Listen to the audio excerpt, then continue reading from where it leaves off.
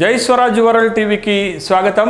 మే 13 నాడు జరిగేటటువంటి లోక్సభ ఎన్నికలలో తెలంగాణ రాష్ట్రంలో ఉన్నటువంటి 17 లోక్సభ స్థానాలలో ఏ పార్టీకి విజయ అవకాశాలు ఉన్నాయి, ఏ పార్టీ ఎన్ని లోక్సభ స్థానాల్లో విజయం సాధించబోతుంది అనేటటువంటి విశ్లేషణ జై స్వరాజ్ వరల్డ్ టీవీ మీకు అందిస్తుంది.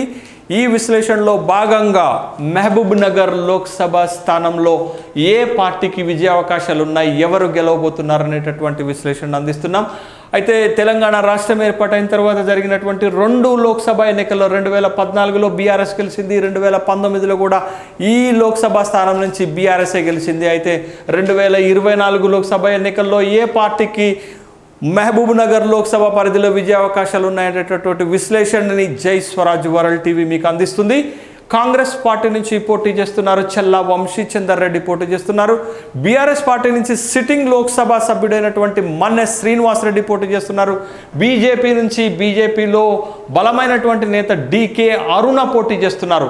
అయితే వీళ్ళ ముగ్గురు కూడా 2019 లోక్సభ ఎన్నికల్లో పోటీ చేసినటువంటి వాళ్ళే మరొకసారి 2024 లోక్సభ ఎన్నికల్లో తమ అదృష్టాన్ని పరీక్షించుకుంటున్నటువంటి సందర్భంలో ఇక్కడ ముక్కోణపు పోటీ జరగబోతుంది, ట్రయాంగిల్ పోటీ జరగబోతుంది.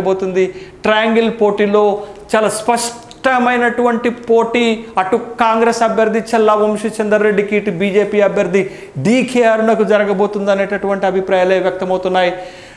మహబూబ్ నగర్ లోక్సభ పరిధిలో 2019 లోక్సభ ఎన్నికల్లో ఏ పార్టీ బలం ఎంత అనేటటువంటి అభిప్రాయాన్ని కనుక ఒక్కసారి చూసినట్లయితే బీఆర్ఎస్ గెలిచినటువంటి బీఆర్ఎస్ అభ్యర్థి మన్నె శ్రీనివాసరెడ్డికి 4,11,000 ఓట్లు వస్తే తన సమీప బీజేపీ అభ్యర్థి డీకే అరుణకు 3,33,000 ఓట్లు వచ్చాయి.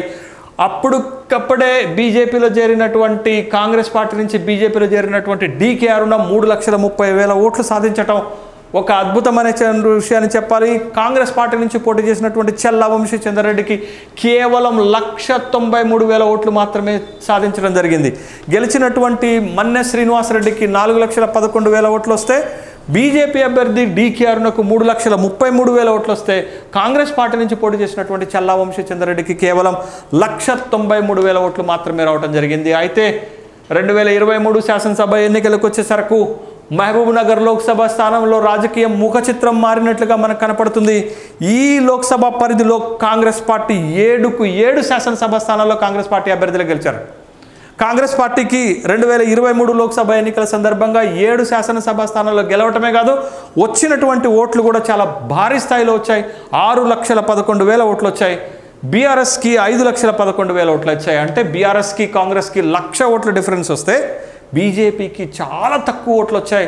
1,36,000 ఓట్లు మాత్రమే వచ్చాయి. అంటే 2019 లోక్సభ ఎన్నికల్లో 3,33,000 ఓట్లు వస్తే 2022 శాసనసభ ఎన్నికలకు వచ్చే నాటికి బీజేపీ తన బలాన్ని గణనీయంగా కోల్పోయింది. 1,36,000 ఓట్లకే పరిమితమైంది. కానీ కాంగ్రెస్ పార్టీకి 6,11,000 ఓట్లు వస్తే బీఆర్ఎస్కి 5,11,000 ఓట్లు వచ్చాయి. అయితే ఈ లోక్సభ పరిధిలో ఉన్నటువంటి అభ్యర్థులపైన గెలుపు ఓటములపైన ఏ విధమైనటువంటి ప్రభావం ఉంటుంది అనేటటువంటి ఒక విషయాన్ని చూస్తే మహబూబ్ నగర్ లోక్సభ స్థానంలో 7 శాసనసభ స్థానాల్లో కాంగ్రెస్ పార్టీ అభ్యర్థులే ఉండటం కాంగ్రెస్ పార్టీకి కలిసి వస్తున్నటువంటి అంశంగా చూడాలి. అయితే బీజేపీ నుండి పోటీ చేస్తున్నటువంటి అభ్యర్థి డీకే అరుణ మహబూబ్ నగర్ రాజకీయాలపైన బలమైన ముద్ర వేసేటటువంటి వ్యక్తి, బలమైనటువంటి అభ్యర్థి. కాబట్టి బీజేపీ ఈ నియోజకవర్గంలో డీకే అరుణ బలాన్ని నమ్ముకున్నది. డీకే అరుణ బలంతో గెలుస్తామనేటటువంటి అభిప్రాయానికి వస్తుంది. ఇంకొక కీలకమైనటువంటి అంశం ఏంటి అంటే బీజేపీ నుంచి ఇటీవలే జితేందర్ రెడ్డి 2014లో బీఆర్ఎస్ నుంచి మహబూబ్ నగర్ లోక్సభ స్థానంలో గెలిచినటువంటి జితేందర్ రెడ్డి బీజేపీ నుండి కాంగ్రెస్ పార్టీలోకి రావటం కాంగ్రెస్ పార్టీ బలం పెరిగినట్లుగానే మనం చూడాలి. అదేవిధంగా లోకల్ బాడీలో ఉన్నటువంటి మున్సిపల్ కార్పొరేషన్ చైర్మన్లు, మున్సిపల్ కార్పొరేటర్లు అందరూ కూడా పార్టీ మారి కాంగ్రెస్ పార్టీలోకి రావటం వల్ల కాంగ్రెస్ పార్టీ బలం పెరిగింది. అయితే ఇక్కడ ఒక ఇంట్రెస్టింగ్ విషయాన్ని మనం చూడాలి. ఏంటి అని అంటే మహబూబ్ నగర్ లోక్సభ స్థానం పరిధిలో ఉన్నటువంటి 7 శాసనసభ స్థానాల్లో కొడంగల్ ఒకటి. కొడంగల్ నుంచి చీఫ్ మినిస్టర్ రేవంత్ రెడ్డి, తెలంగాణ రాష్ట్ర ముఖ్యమంత్రి రేవంత్ రెడ్డి ప్రాతినిధ్యం వహిస్తున్నారు. ఒక పొలిటికల్ ఇంట్రెస్టింగ్ స్టోరీ ఏంటి అని అంటే మనం ఉమ్మడి ఆంధ్రప్రదేశ్లో ఎన్నికల ఫలితాలను కనుక చూసినట్లయితే చిత్తూరు లోక్సభ స్థానంలో అనేక సార్లు టీడీపీ గెలిచింది. దానికి ప్రధానమైనటువంటి కారణం ఏంటి అంటే కుప్పం శాసనసభ స్థానంలో వచ్చేటటువంటి మెజారిటీతోటే చిత్తూరు లోక్సభ స్థానంలో టీడీపీ అభ్యర్థి గెలిచేటటువంటి వాళ్ళు, తర్వాత కడపలో కాంగ్రెస్ పార్టీ అభ్యర్థులు గెలిచేటటువంటి వాళ్ళు. దానికి ప్రధాన కారణం పులివెందుల నియోజకవర్గం నుంచి వచ్చేటటువంటి మెజారిటీతోటే కడప లోక్సభ అభ్యర్థి గెలిచినటువంటి దాఖలాలు మనం ఉమ్మడి ఆంధ్రప్రదేశ్లో చూసాం. ఇది మహబూబ్నగర్ లోక్సభ పరిధిలో కూడా వర్తించేటటువంటి ఒక రాజకీయ పొలిటికల్ థియరీగా మనం చూడాలి. ఏంటి అని అంటే మొత్తం 7 శాసనసభ నియోజకవర్గాలలో కొడంగల్ నియోజకవర్గం కూడా ఈ మహబూబ్నగర్ లోక్సభ స్థానం పరిధిలోకి వస్తుంది. కొడంగల్ నియోజకవర్గంలో ఇప్పటికే ముఖ్యమంత్రి రేవంత్ రెడ్డి ఒక స్పష్టమైనటువంటి ఆదేశాలు ఇచ్చారు. ఇటీవల జరిగిన శాసనసభ ఎన్నికల్లో 38,000 ఓట్ల మెజార్టీ సాధించినటువంటి రేవంత్ రెడ్డి మహబూబ్నగర్ లోక్సభకు పోటీ చేస్తున్నటువంటి వంశీచందర్ రెడ్డికి 50,000 మెజార్టీ ఇవ్వాలని ఒక టార్గెట్ పెట్టారు.